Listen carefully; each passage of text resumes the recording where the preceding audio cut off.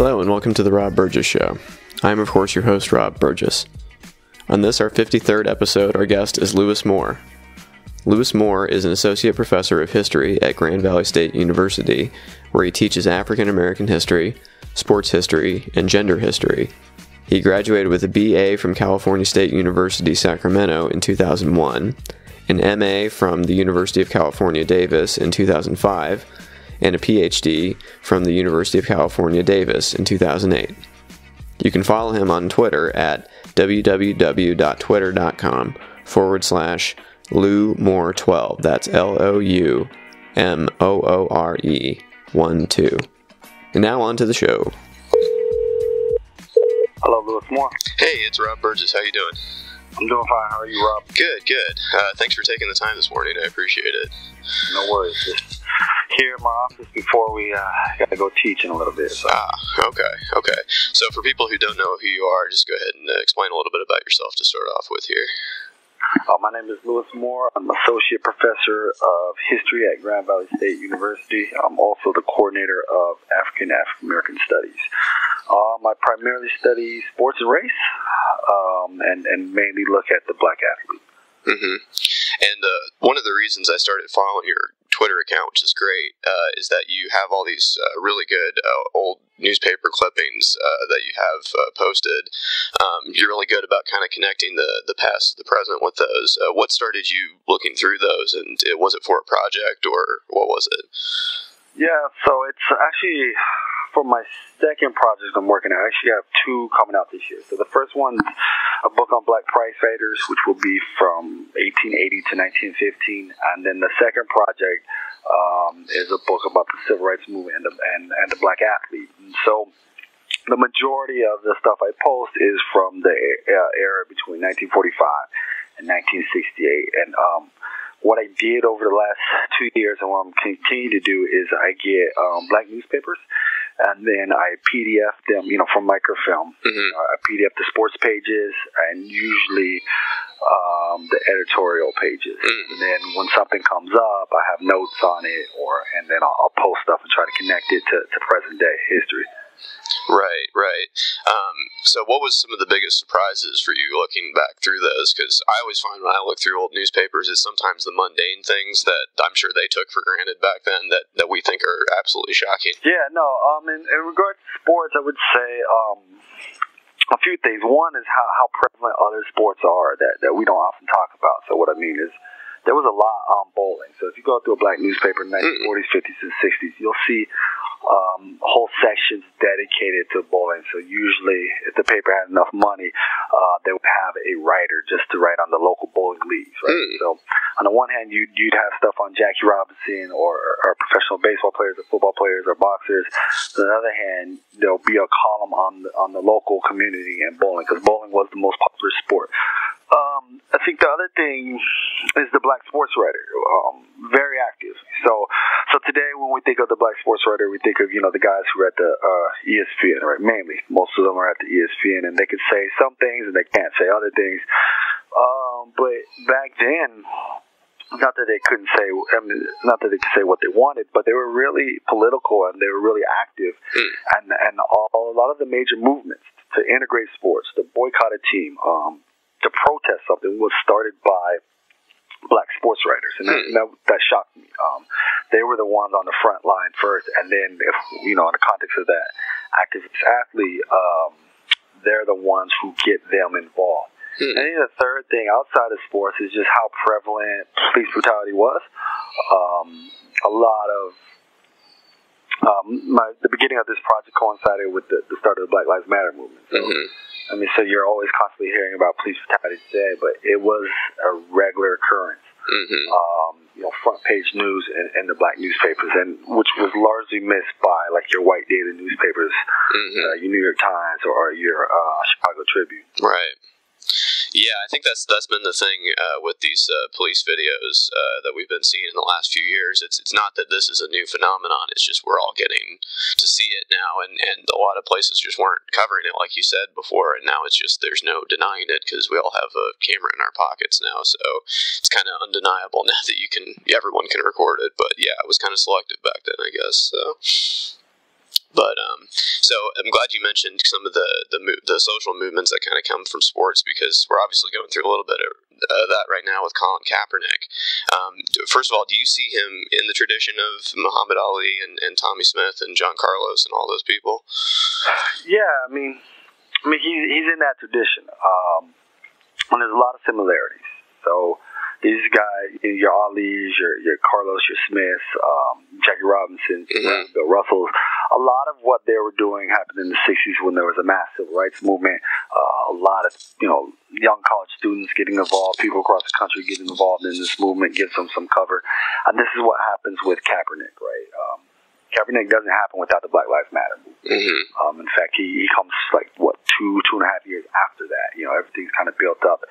And then it hits them. And that's what you see with some of these athletes who get involved during the 60s, right? There's a huge civil rights movement. And you'd actually see them saying, like Jackie Robinson, for instance, like, look, if these kids can risk their lives, with sit-ins and freedom rides, then why can't we as athletes speak out? And so several athletes did this.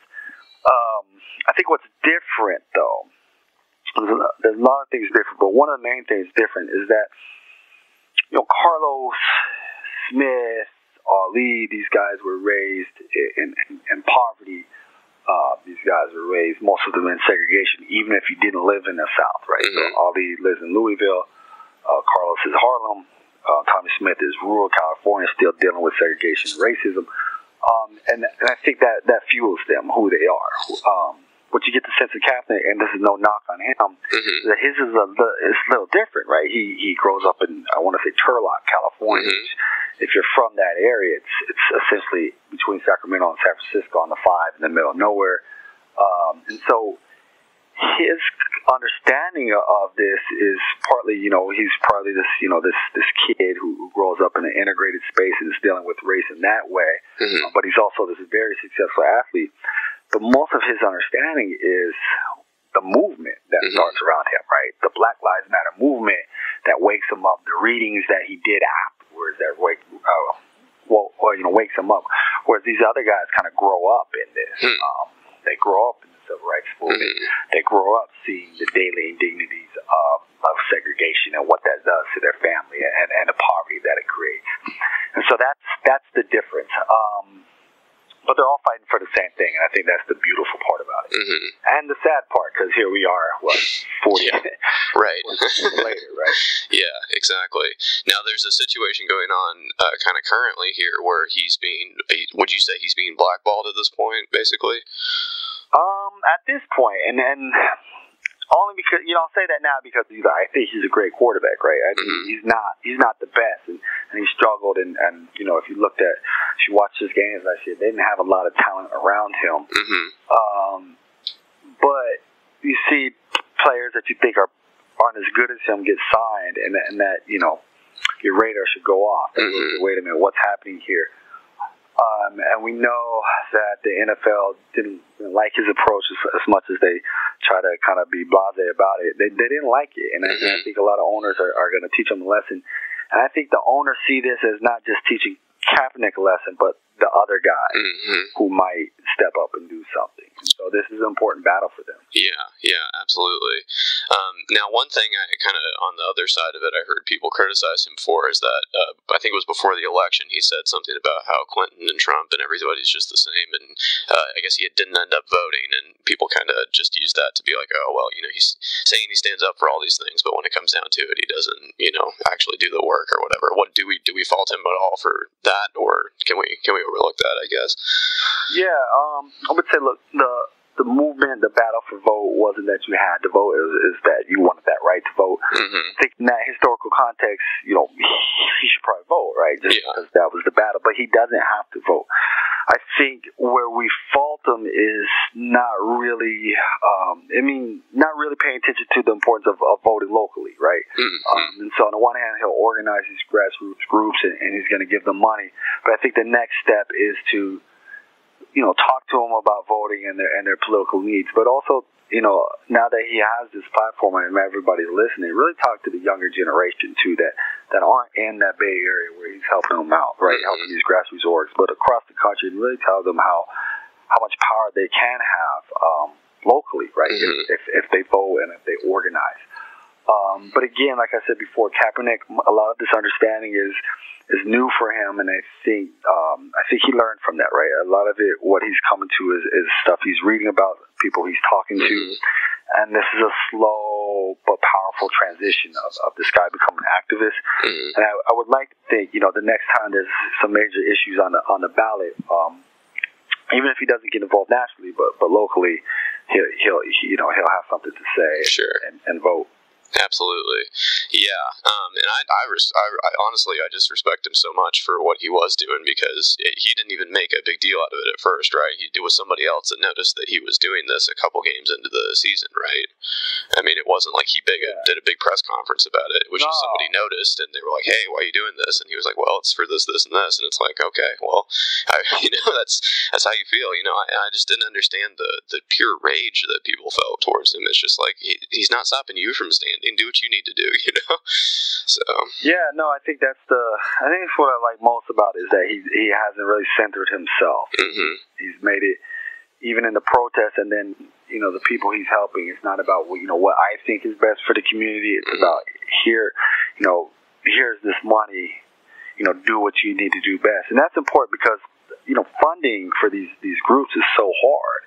Usually it's attached with something, right? If there's only so many local people to give money to these grassroots orgs, or national groups to give money to these grassroots orgs, and when they get money, there's strings attached, right? But Kaepernick then picking out these grassroots orgs and then letting them, it seems like he's letting them kind of control what's going on in their community. I think that's why I like what he's doing. I think that's where he's having the most powerful impact. Yeah, kind of relating to this a little bit, it's another thing I've heard. I guess I heard it again. I was watching that Dave Chappelle thing, but he was basically like, endorsement deals. This is why this is harder to do now. Basically, his point was that if back in the day, if we had Muhammad Ali with all these endorsement deals, billion-dollar shoe deals or whatever, you wouldn't have seen the activism, because there's a dollar sign attached to their work now. Do you think there's a correlation there between the rise of these enormous endorsement deals and people not speaking out quite as freely as they might have in the past? Yeah, kind of. It's the Jordan rules.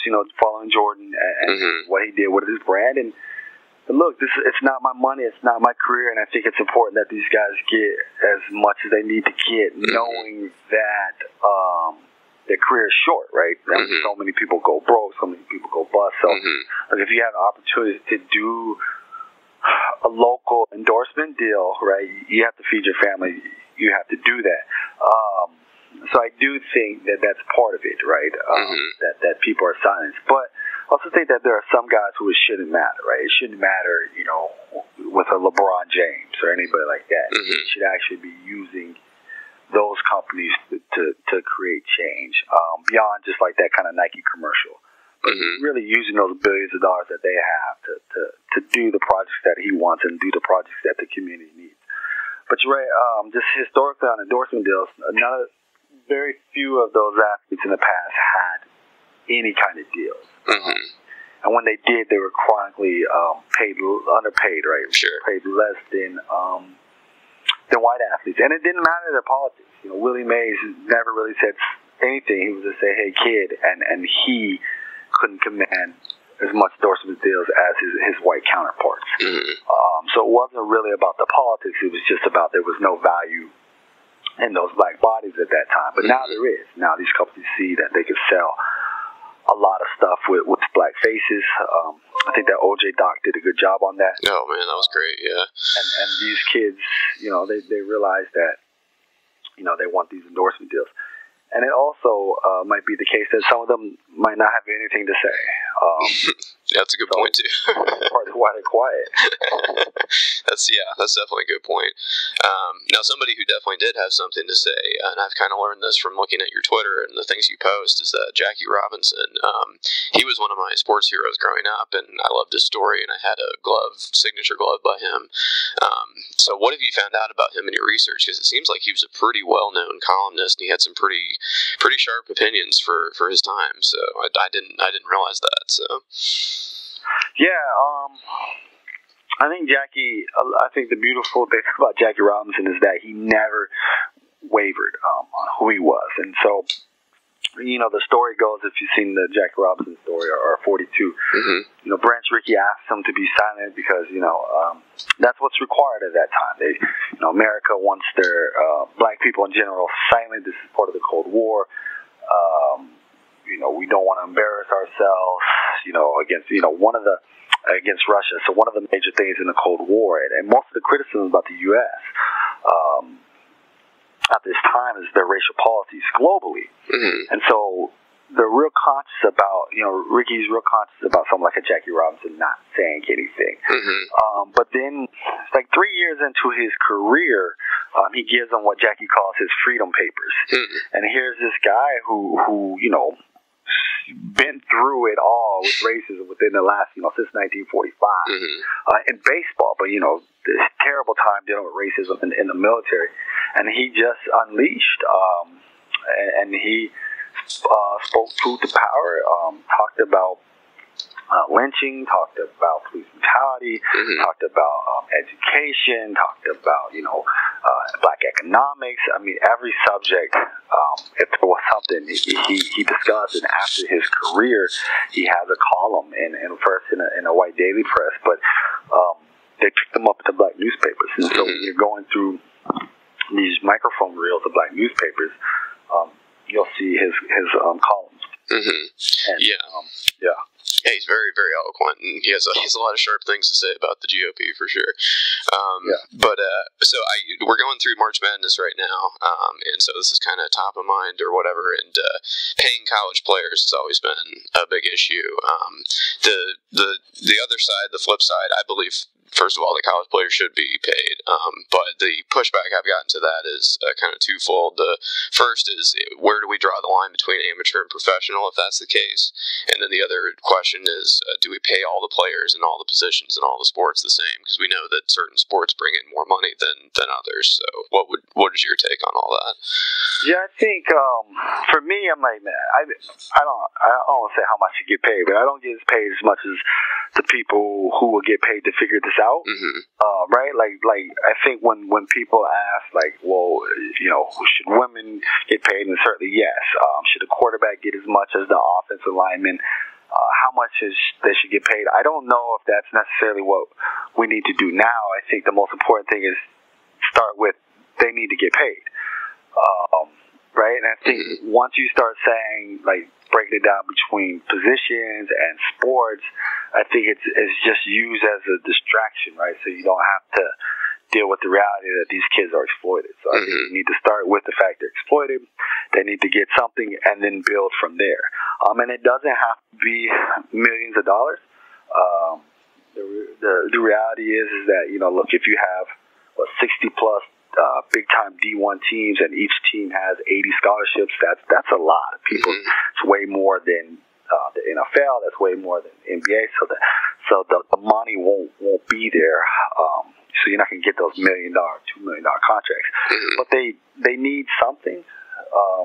Again, what they need, I don't want to figure that out unless they're, if you're going to pay me millions of dollars to figure that out, I'll gladly figure that out. But they need something. And the sad part is that, part of this means too that other sports will go to club sports, and that's okay with me. It's a big movement on college campuses. In my classes, I tend to treat those students who play a club sports just like the student who plays, who has the scholarship. So, like club sports, right? This weekend, if volleyball, there's the major national tournament in St. Louis, students are going to miss that. The kid who's the wrestler, the club wrestler, who he had to miss some classes because of practice or unfortunately cutting weight. I'm like, all right, let's talk about this. Because I understand they have their dreams and those scholarships aren't there for them. And I think that's what's going to happen more once we get into paying players. And I think professors and schools need to realize that. And there's nothing wrong with the club sports model. Right. Right. Yeah, that's a good point. I hadn't thought about that, but I guess there's going to be other effects from that. So another sports thing that I kind of have a controversial opinion on is I don't really have a problem with performance enhancing drugs in sports. I don't really see the big deal. If you gave me performance enhancing drugs, I'm not going to hit a home run or anything. Yet I couldn't do that anyway. So I just feel like it's kind of using what you already have. And the other thing is I think that you go back to like Babe Ruth and stuff, and that I'm sure he was taking whatever injections he could get of whatever suspect snake oil material that he could get his hands on. So I'm sure there was no drug testing back then, so who knows. But what is your take on performance enhancing drugs in sports, and do you think how should we deal with like the steroid era of baseball, for example, I guess? Well, I think we'll back up on Babe Ruth. I think Babe Ruth had his performance enhancing drug, and that's called segregation. Not playing against the Negro Leagues probably helped him a great deal. Face, cannonball Dick Reddy, right? Then your numbers are going to be up there. Yes, absolutely. But in regard to drugs today, I want to be entertained. I want, I want to, on the one hand, I want to be entertained. I don't, if guys are running 9 seconds in the 100 meters, I think that's cool. As long as they're healthy and they know what they're getting into. If guys are hitting 70 home runs, I'm fine with that. And I think in this context too, I think the NBA could solve a lot of its problems if they, you might not have to rest players if you let them dope a little, blood dope a little bit. And I don't know what their policy is. I don't know if these guys can, are passing these tests. Right? But a lot of the resting is coming when there is more testing and not everybody's, Joakim Noah and reading the wrong labels. So I think that would improve sports, right? If you let someone like LeBron get on something that he could play 82 games. And I think the other thing too is on drugs is on the one hand there's performance enhancing drugs, and then there's drugs like marijuana. And I think that there need to be, especially in the NFL, they need to be more kind of relaxed about that. Oh yeah. Let their players have that opportunity to pursue other means to get healthy. Yeah, absolutely. And also considering the alternatives with opioids and people getting hooked on pills and stuff too. That's always, it's probably better to be doing something like that than that. So, especially with what they put their bodies through. But since you are on campus, and it's been a little bit since I was a college student, there's been a thing with free speech on campus. People talk about this all the time. Do you personally see a shift in your time on campus now? Is it harder to say what you need to say when you need to say it? There's our school newspaper has an article on that, and from last week, and I have not. It's on my desk. It's like, I want to read this, but I have not read it yet. I know we got sued by one of those groups for not allowing free speech. But I think sometimes we have to be clear about this. Some people just want free speech just so they could be racist, and I think that's where a lot of this is going. And to talk about sports, right? That Wisconsin game, where the people dressed up in the Halloween costume, right, with the Obama and the noose, right, the lynching noose at the Wisconsin-Nebraska game. And Wisconsin's first response was, this is about free speech. And then when you look deeper into what Nebraska does, is that Nebraska allows this kind of stuff, but it seems like they allow it as and it's generally the people, generally people who want to say like racist stuff or xenophobic stuff or misogynistic stuff, and just want a platform to say it. I think that's the part I worry about. Here at my school, there's I wish students could say more. We do have 2 spots, right? 2 free speech zones. A lot of students don't like it, no matter what political side of the aisle they're on.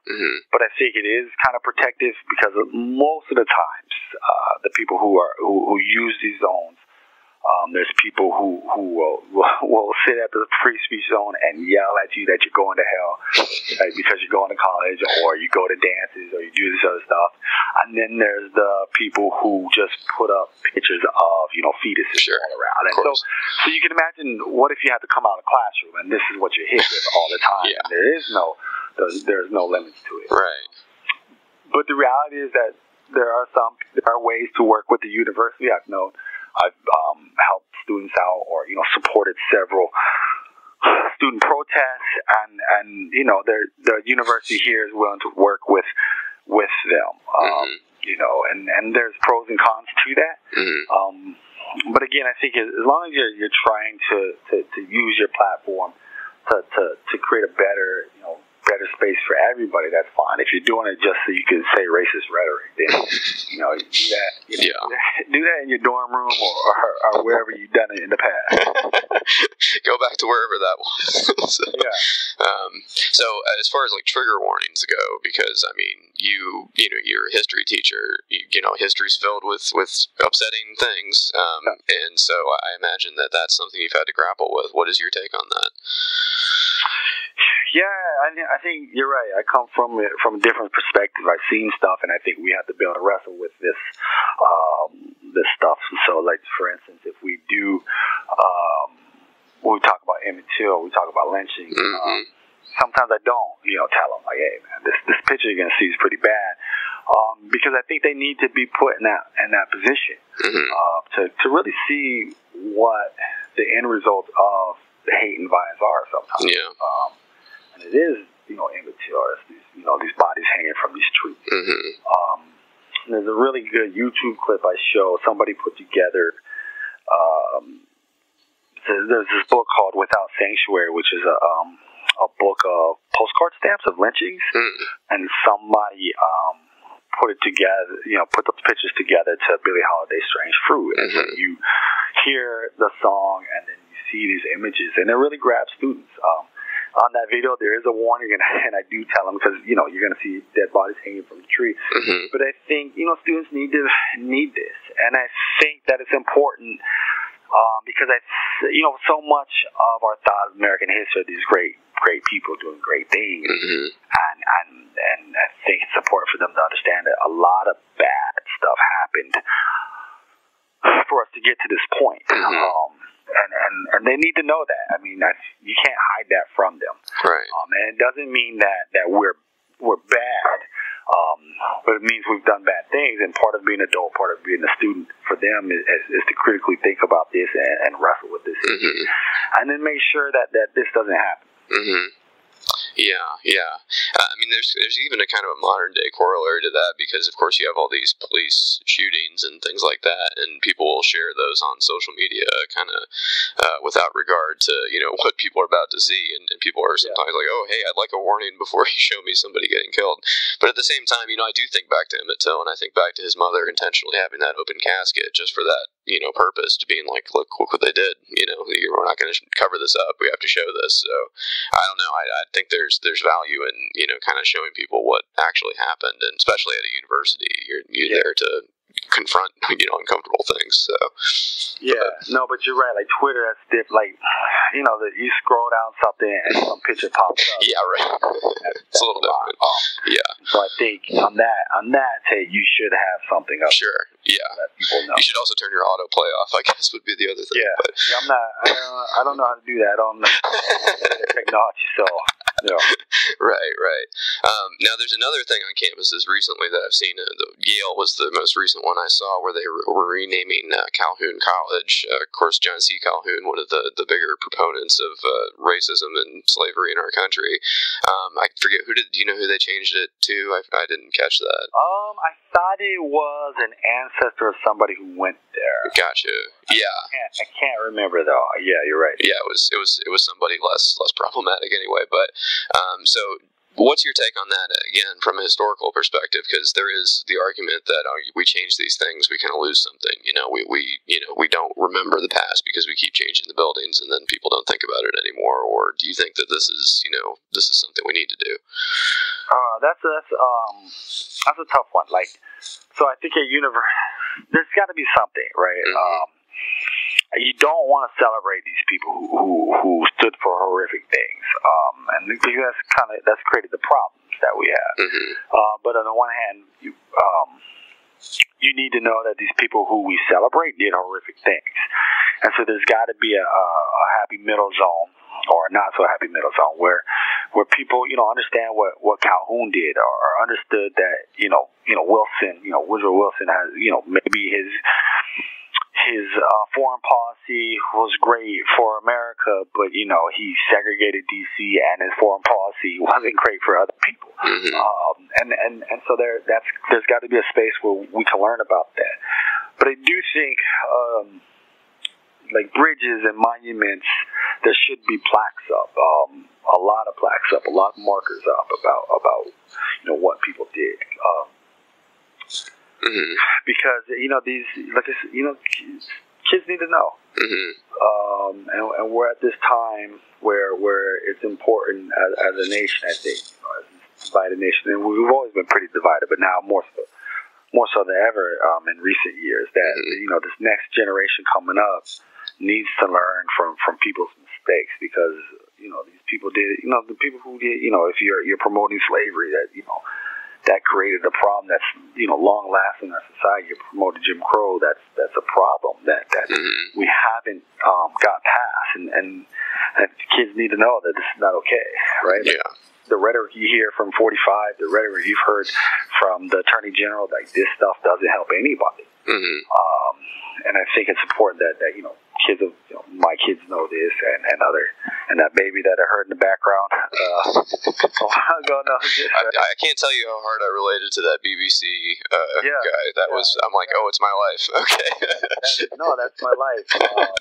Like when people say, "Hey, can I interview you?" My response is like, "Do you want kids in the background or not?" Because here are the no kids times I do, and that's like, nice. And then some people will be like, "Yeah, I'm good. I got kids at home. Like, I'm used to it." And other people are like, we'll do 9:30 at night." Yeah. My 2-year-old son has been a part of pretty much every episode of this podcast, one way or another. So he's made his voice heard. So that's important, right? They need to. I think it's annoying sometimes because there are some things you have to get done, but I think it's important for them to see us get work done and to be part of that. Absolutely. Right, and I think it's healthy for us for us to kind of be there with them. Yeah, definitely. Kind of going back to the idea of people from the past as we see them today. Do you think it's fair to judge people by the standards of today? Obviously you have someone like John C. Calhoun, and he was even extreme in his own time. But for example, we go back to the founding fathers, and a fair number of them were slaveholders, and I eat meat, and in 200 years is that going to be seen the same way? I don't know. Maybe. I hope not, because I'll be dead to rights on that. But do you think that there's something where we shouldn't judge people by the standards of today, or we should take it in context, or how do you view that? No, I think it's always important to put it in historical context, but it's always important to say, like, only people's bad. And that's part of who we are, right? And I think that's where we get away from. Like, unless you're not, academics do this, but just because people, outside of academia, right? This idea that we rarely teach them that, like, look, we have democracy and freedom because there's slavery, right? It's very important that these founding fathers, they had slaves, and they wrote these documents about freedom because they knew what slavery was truly like. And it's important to tell people that, look, this is a problem. This was a problem. And when people pull out the mini constitution from their pockets, right? Because they want to be strict constructionists on the Constitution. It's also important to hey, wait a minute, what does this mean, right? Because that talks about 3/5 of a person there, right? That talks about that that there's a fugitive slave law embedded in our Constitution. There's talks about, without saying the word slavery, that they're going to end slavery, the transportation of slaves in 1808. That's in that that great document. And so it's important to teach people, right, to tell them, like, wait, hold on, like, what do you really mean? And then force people to kind of wrestle with this history. And then this time too, when so much of the rhetoric is "Make America Great Again," and when you talk about slavery, you talk about these great people in history, Andrew Jackson, for instance. What do you really mean, and what does this mean for people who don't look like you? So I think that's important, right? People do that. Andrew Jackson was a man of his times. That's not a good thing. Yeah, the times were pretty messed up then because he did some horrible things. Yeah. No, and in sports we kind of do that too. Jim Jeffries. Jim Jeffries, right? Who he was a man of his times. He didn't want to fight black fighters, but it's like, well, that's not necessarily a good thing either, right? Question of that time. And when you start talking about that, you start questioning that, then I think the next generation, these generations will build on that and realize, you can't treat people like that. Absolutely. Well, speaking of history in our current administration, the Trump administration seems to be ignorant of history on an unprecedented level, and I can't tell if that they just don't know it and they're just stumbling through, or if they're intentionally warping it. You have Ben Carson calling slaves immigrants, and Betsy DeVos calling historically black colleges and universities pioneers of school choice. You mentioned Trump's love for Andrew Jackson. What do you make of all that? I mean, are they trying to change how we think of the past, or are they just clueless? I can't tell. They don't want to wrestle with the past. I mean, to be true and not to call, HBCUs school choice is to really say that Jim Crow existed and to say that existed for a long time and we're starting at different starting points, right? When it comes to education and people are racist and they don't want to deal with that. The legacy of Jim Crow.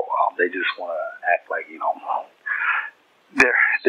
there's Jim Crow, but look at these schools that form. Andrew Jackson, you want to celebrate, well, there's democracy and populism, but, women weren't voting. Most black people who had to vote in the North, a lot of them lost the vote to allow white people to vote. Then there's slavery, then there's the Trail of Tears, and so they don't want to wrestle with the bad parts of the past. And I think you see this in students, right? There's only, if I teach a U.S. history, lower level U.S. history class from Columbus, to the present, that means we're going to have to talk about a lot of things that students don't want to talk about. And that means at the end of the year when they do evaluations, like, we talk too much about black history. And I'm looking through, I'm like, dang, this is part of American history. But so when you have this idea that we're just going to celebrate Jackson, we're just going to call segregation choice, those, the people younger than you really start to believe that and really start to believe that there was never really any racial hurdles in the way or any gender hurdles in the way of anybody. And then I think that affects policies, that affects how they look at you moving forward, that affects political policy. And so I think it's dangerous for them to lie about history. Definitely. Well, I mean, I don't know if you've been following this, but there's a bill in Arkansas to ban Howard Zinn's People's History of the United States in schools in that state. I ended up sending my copy to his teacher there because I'd already read it. But it's like, they don't even want people to know this kind of stuff, and we just want to focus on the things they want us to focus on. But yeah, it's like you said, trying to talk about American history without talking about black history seems kind of futile. That's a pretty short book right there. So. Yeah, well, that's what we do. And we try to do that. So since you're a historian, and can you please break down for me once and for all, because I've struggled with this myself. So Democrats and Republicans, they don't mean what they did at the time of the Civil War, and I know there was a change in between then, and obviously the failure of Reconstruction was one thing, and the 64 Civil Rights Act was another. But how did they basically switch sides? Because you always hear like, oh, Abraham Lincoln, he's a Republican, and the Ku Klux Klan, that was Democrats. But it's like, what? Something happened. I don't really know, but can you explain that? Yeah, just briefly. History happens, right? And so Lincoln. It's not like Lincoln. They're the Republicans and their so-called Party of Freedom, but that doesn't mean they're not anti-black, and I think we have to establish that too. Lincoln, if he had his druthers, he would put together the nation as long as he had slavery. But he also suggested that blacks go somewhere else, right? Lots of deaths, lots of murder and violence during Reconstruction with Republican leadership in charge, and not a lot of help from the federal government, especially post 1877. But because of Lincoln, right, and because of Emancipation Proclamation and 13th Amendment, and then 14th Amendment, 15th Amendment, a lot of blacks, overwhelming majority of blacks were Republican in the South, and that's where they were. In the cities, you'll start to see some blacks going Democrat as early as the 1880s, and this is the way the political system worked. Kind of kickbacks and stuff like that, and kind of formed some political power there. But largely, blacks remain Republican until like the 1930s, and you'll start to see a shift. Now, what's going to happen is, just real quick, most blacks in the South, I would say 95% plus blacks in the South, will lose their vote between 1890 and early 1900. So the way that's taken away is poll tax, literacy and understanding clause, white primaries, and then the grandfather clause. So the grandfather clause is illegal in 1915, white primary is illegal in 1944, but the literacy and understanding clause and the poll tax, really, that's what, if you've ever seen Selma, that's kind of what they're battling. Yeah, and more so literacy and understanding clause. And so most blacks don't have the vote in the South. Slowly but surely, you'll start to see blacks in the North with the Great Migration, right, during World War I, where 1 million blacks move north. Most of them will move there, and there's a split, Republican and Democrat. But slowly they'll go more towards this Northern Democratic Party, which is completely different than the Southern Democratic Party. So the South is solidly Democrat because blacks aren't voting Republican. And you'll start to see a clear shift by the 1936, where majority of blacks in the North will go Democrat, and that's because FDR and the New Deal. It's not a perfect deal for blacks, but it's better than what they had gotten under Hoover. So most blacks vote Hoover 32, they don't in 36. And so blacks will slowly start to move towards the Democratic Party. With the South and the Democrats, you'll see 1947, 1948, they'll start to split. They'll remain Democrats, but there'll be some Dixiecrats, right, and they're the ones who get upset. Some like a Truman, who now wants to talk about civil rights, right? He wants to desegregate the military. So what, if you're the South, well, what's next? And then if we could just kind of quickly go forward about 20 years, right, the civil rights movement, and then it's under Democratic leadership that you get civil rights under LBJ, and you get the voting rights under LBJ. And that's really going to turn the South away, a lot of the South away from the Democratic Party and start to push them into the Republican Party. But it's still important to note that, George Wallace made huge inroads in the Democratic Party in 68, 72. I believe in 1972, this guy who's an extreme segregationist won Michigan. So you kind of see, just on that, even in the North now, the Democratic Party is starting to slowly move towards the middle, start to go right. And Nixon, when he becomes president, he'll start to capitalize that even more and shift some of these Democrats to the right. And these ones are the ones upset about the civil rights movement, upset about affirmative action, upset about the free speech movement, the Vietnam protests, right? He'll call these people a silent majority. I think this is where our politics are going. On the Republican side, too, besides Nixon, you have Goldwater, who has a very famous piece. I believe it's his 1964 piece about the new conservative and kind of moving to this party of freedom. That's where a lot of that starts, where you talk about the party of freedom, lack of federal government, and that's where we're at. What's going on now? I got no clue. It seems that there's this right. It's a combination of this kind of economic anxiety, air quotes, and you know what that means. Plus, like these hardcore Freedom Party people, it's kind of it's a mix, right? And it seems, and not to get myself in trouble, but it seems that most people know what's going on at the top is wrong, but they want to stick to their principles and their ideologies, and they want to get stuff passed.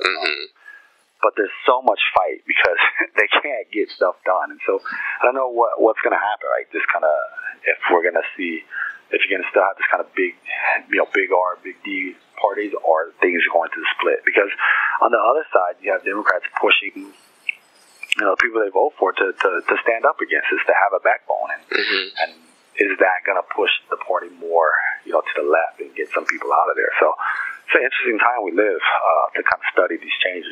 Yeah, I hope that wasn't too long-winded. No, that was great. Thank you. I appreciate that. I've always wondered about that. So since we're getting towards the end here, I wanted to kind of leave it on a more fun note.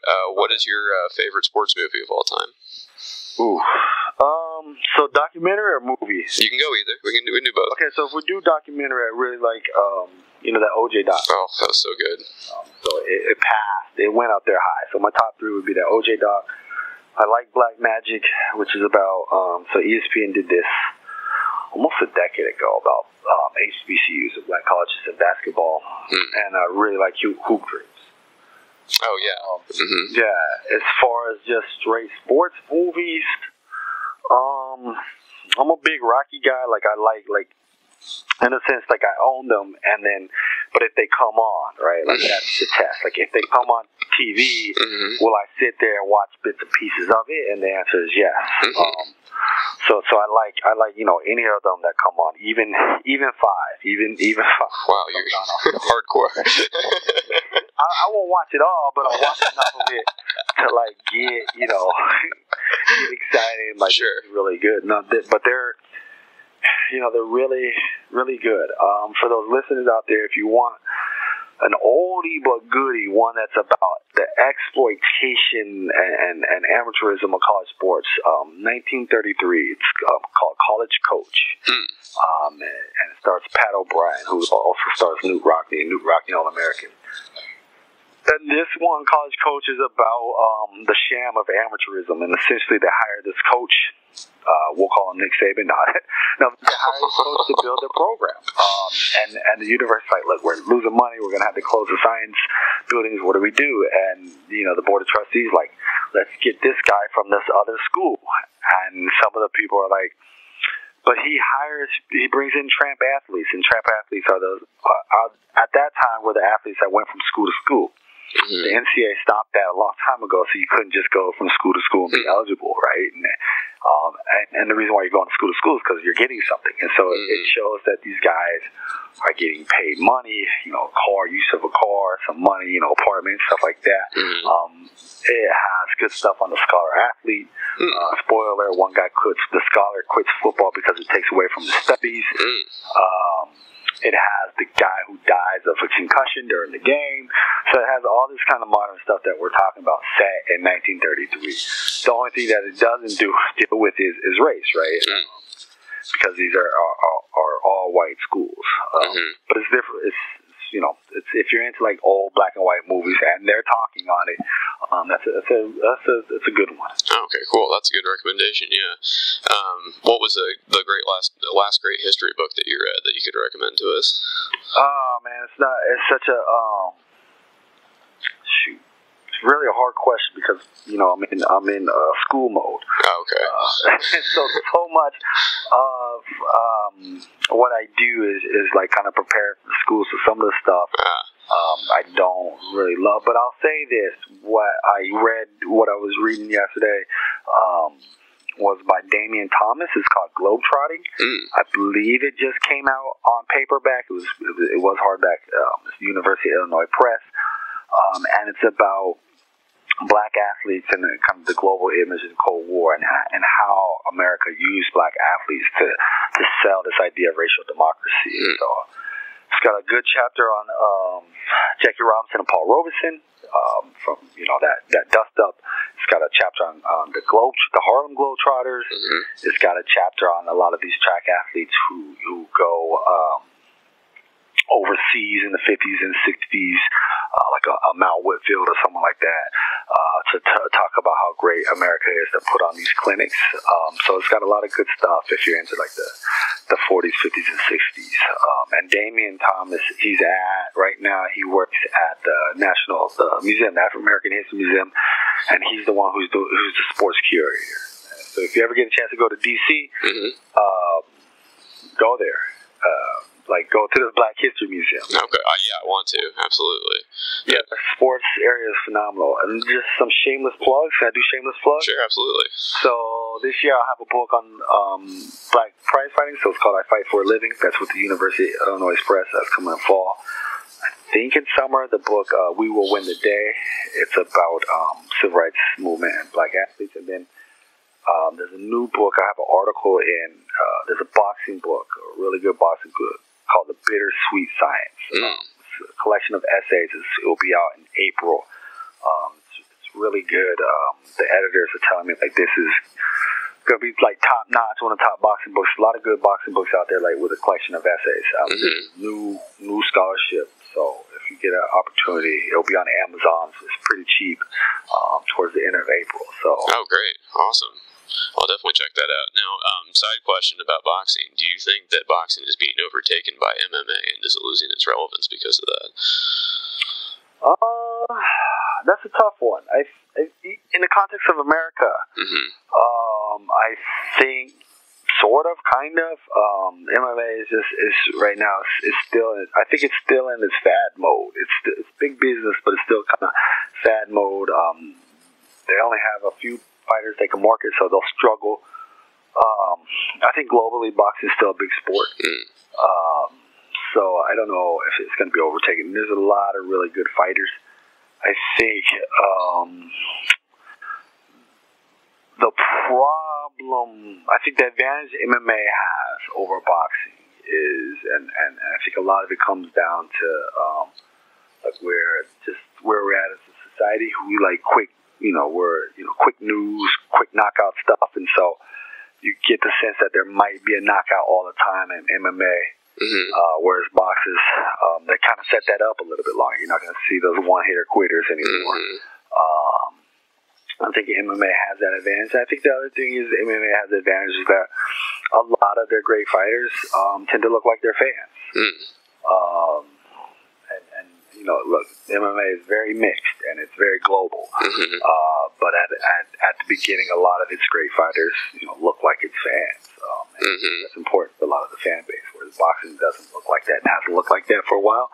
And they're missing, Floyd's retired, and so they're missing kind of a dynamic character. As much as he was a jerk, he was a dynamic character that put butts in the seats. But there's a lot of really good quality fighters that people should watch. Yeah.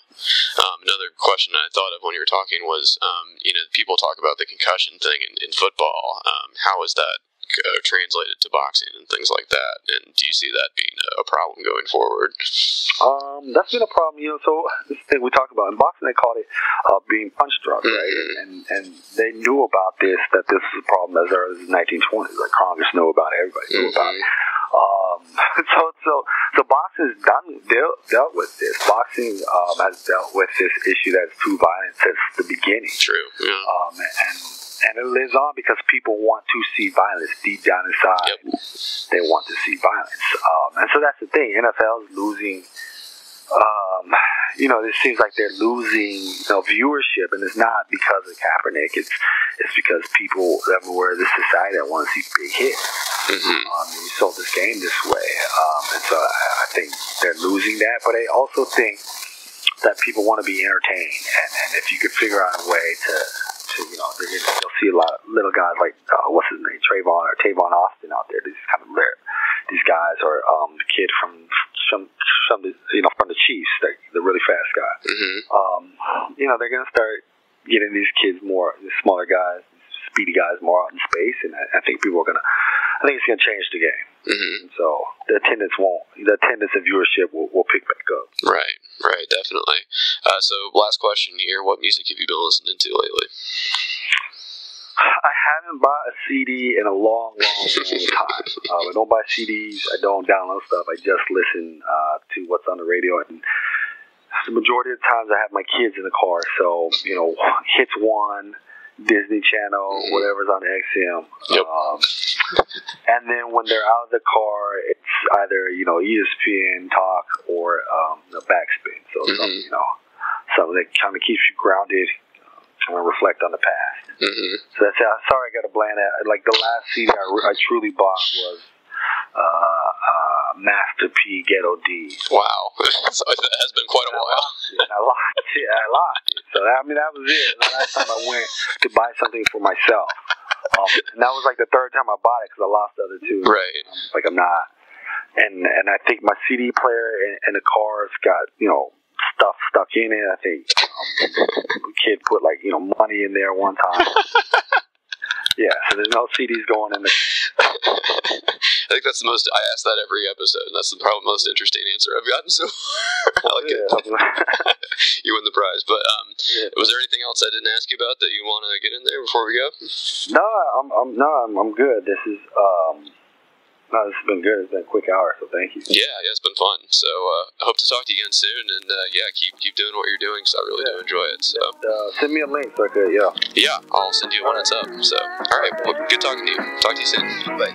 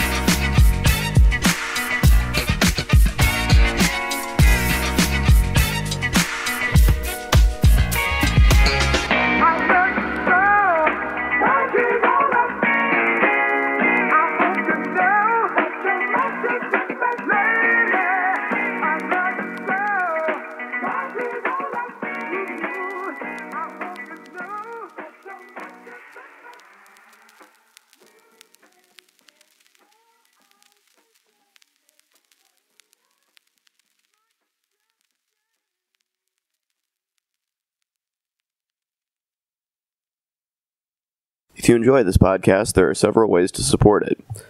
I have a Patreon account, which can be found at www.patreon.com/Rob Burgess Show Patreon.